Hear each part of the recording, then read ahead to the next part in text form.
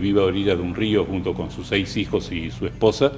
Es secuestrado por los militares, desaparecido, arrojado desde un helicóptero y cae en un pueblo vecino, en Pozo Hondo. El pueblo recoge ese cuerpo y empieza a pedirle favores, lo entierra en Pozo Hondo y empieza a cumplir milagros y se transforma en un santo milagroso.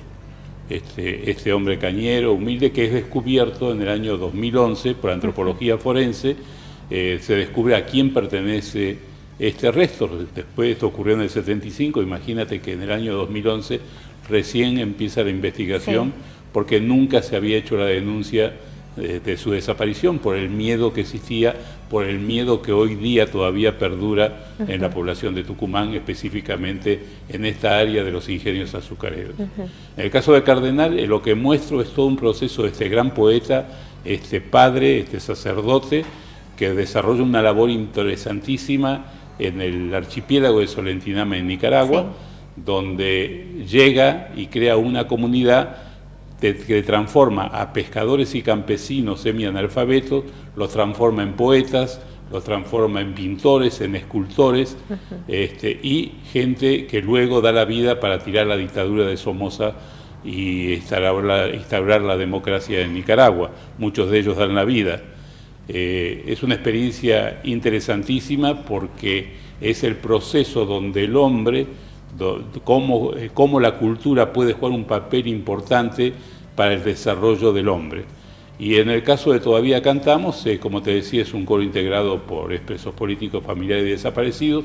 Lo que intento mostrar ahí es fundamentalmente la solidaridad, cómo el hombre en extremos límites, como estar detenido, hay algunos de ellos que tuvieron 14 años presos en la época de la dictadura, otros que tuvieron 9 años, mujeres, cómo el teatro, cómo la música los salvó de esta situación tan difícil que les tocaba vivir, cómo el arte hizo de ellos que creyeran que era posible sobrevivir a semejantes torturas y a semejante encierro.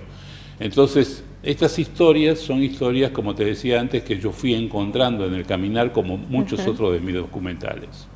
Modesto, ¿y cómo observás esto en el tiempo, ¿no? Porque Argentina ha tenido muchas reacciones, seguramente te has anoticiado, de todo lo que ha ido aconteciendo a lo largo de este año, también del cuestionamiento a la cantidad de desaparecidos, que no son cosas menores, ¿no? Que tienen que ver con nuestro patrimonio simbólico, pero también tienen que ver con nuestra historia real de vida y con una defensa que se hace de los derechos humanos. ¿Cómo lo has vivenciado, digamos, en toda esta observación y con temáticas que rozan, ¿no? También todo lo que ha sido este tipo de situaciones en Latinoamérica? Bueno, yo creo que todo ese cuestionamiento, si son 10.000, si son 20.000 o si son 30.000 desaparecidos, creo que no es la cuestión fundamental. La cuestión fundamental es que lo que yo constaté fundamentalmente en el caso del caído del cielo, que hay infinidad de gente que jamás se atrevería ni se atreve a denunciar a familiares y gente cercana que desapareció. Pero además de eso, de los desaparecidos, hay un daño moral y un daño psicológico que se le hizo a la población, que eso no está siendo juzgado, que es terrible y que perdura al día de hoy. Nosotros nos tocó constatar cómo se violó a muchachas de 13, 14, 15 años, cómo se violó y se entraba a los hogares y se sacaba a las mujeres de familias y las prostituían, cómo se torturó a gente que luego se permitió que siguiera viviendo. En fin, un daño irreversible para una población que todavía, como te decía, nos tocó ver cómo la gente al día de hoy tiene miedo de hablar. Entonces, lo que yo vivo es que todavía eso está en la memoria y que además no solamente está en la memoria, sino que además tenemos que revelarlo. Yo creo que la función social del arte no está solamente en mostrar las cosas, sino en mostrar cómo son verdaderamente las cosas, revelarlas fundamentalmente. Y yo lo que intento hacer es eso, en mis trabajos y en mis documentales. Y creo que es algo que nosotros no podemos dejar de decir ni mostrar, porque el hombre que no tiene memoria no tiene perspectiva para lo que vive actualmente, ni para lo que piensa y para el futuro que piensa construir.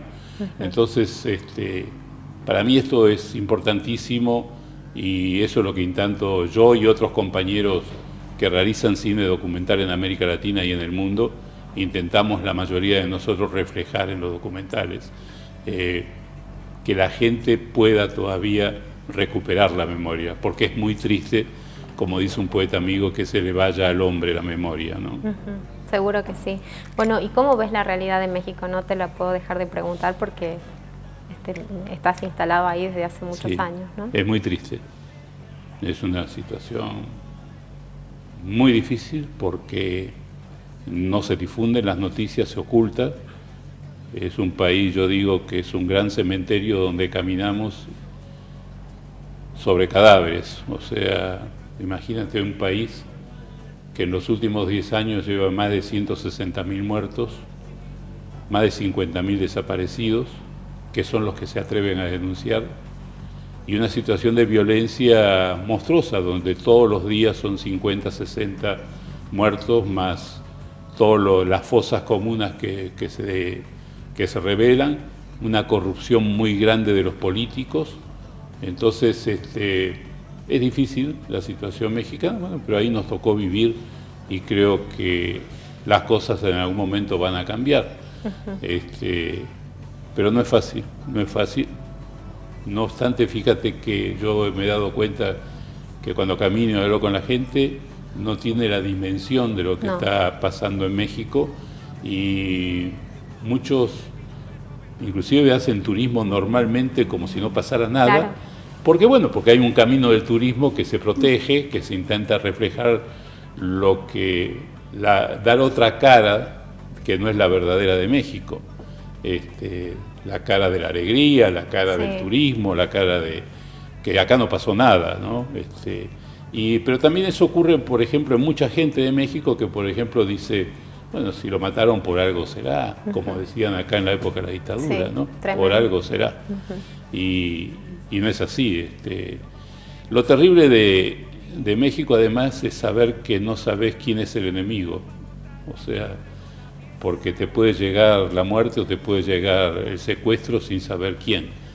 Porque son tantos los grupos que operan y es tanta la impunidad que tienen y es tanto el mal control del mal gobierno que no sabe. Y además, sean los sectores políticos que fueran, o sea, no es un partido, son todos los políticos que están corruptos en su gran mayoría, que tienen que ver con lo que está pasando y que no realizan la tarea que tienen que hacer para acabar con ello, ¿no? Esa es la realidad. La triste, para mí me entristece. Como decía Neruda, decía, hay un poema de él, un libro que dice México florido y espinudo. México es flor y es espina. Es decir, ahí se puede decir que hoy en día lamentablemente es más espina que flor. Tremendo. Y la situación de los periodistas, porque siempre se ha mencionado, ¿no?, que es un lugar donde mueren cantidad de periodistas por año, donde es sumamente, si no es la profesión más insegura, estamos a un paso de que lo sea, ¿no? Porque realmente es tremenda la cantidad de gente que desaparece simplemente por denunciar o por publicar en realidad lo que está ocurriendo. Sí, bueno, hay países en guerra que no tienen los periodistas asesinados como los que tiene en México, pero además se los mata, pero como con una facilidad impresionante, sin protección de ningún tipo. Hoy en día ejercer el periodismo es como ir hacia la muerte, es una cosa terrible. O sea, hablo del periodismo que denuncia, el periodista que trata de contar lo que está pasando, porque el otro periodismo que calla y que aplaude y que complace, ese no tiene ningún problema, al contrario, cobra muy bien y vive muy bien. Y que son los grandes medios de comunicación que controlan la información en México, la gran mayoría. Hablo de los periodistas que realmente son honestos, que son coherentes. Que son muchos, que son muchísimos. Mucha gente, muchísima. Y además no solamente los asesinan, sino que le cortan los medios de comunicación. Por ejemplo, Carmen Aristegui, una de las mejores periodistas que existe en México y creo que de las mejores a nivel mundial, un programa muy escuchado. Por supuesto, dijeron que era por cuestiones laborales y un programa que se escuchaba en todo el país y fue cortado terminantemente, ¿no? Solamente se sigue pasando por CNN su programa, una vez a la semana, cuando antes estaba 4 o 5 horas diarias informando de las noticias nacionales e internacionales. Y como ella, hay otros periodistas honestos que también fueron cortados directamente y no pueden difundir las noticias. Bueno, Silvana, gracias. ¿Qué significa para ustedes, ¿no?, traerlo acá a Modesto, tener la posibilidad también de que estos documentales lleguen a los salteños? Bueno, es la intención, tomo una palabra que decía recién Modesto, el arte es revelación.